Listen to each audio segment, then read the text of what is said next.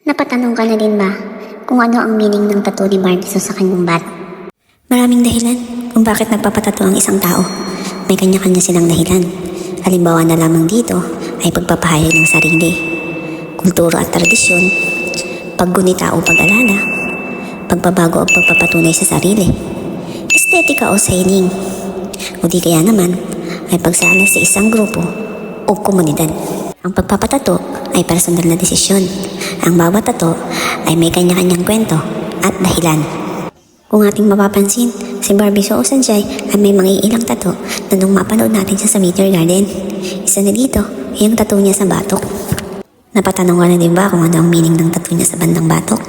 Nahugis bituin na may swastika sa gitna.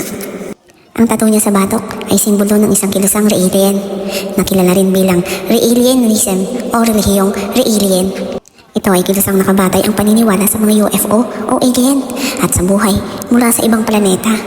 Mas madaling salita, sila ay mga atheist. Sila ay naniniwala na walang Diyos, walang supernatural. Ang meron sila ay espiritual na turo. Isasalit tuntunin ng kanilang samahan na ang lahat ng kasapi ng kilusan ay hinihingan na mag-donate ng 10% ng kanilang kita upang pondohan ang pagtatayo ng isang impahada para sa mga Elohim sa Jerusalem upang sila ay salubungin.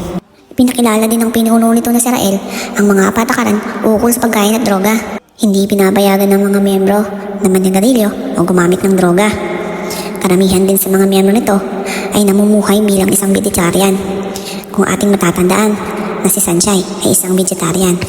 Pero walang lumabas na balita or sinabi o tumutukoy kung ano nga ba talaga ang relihiyon ni Sanchay.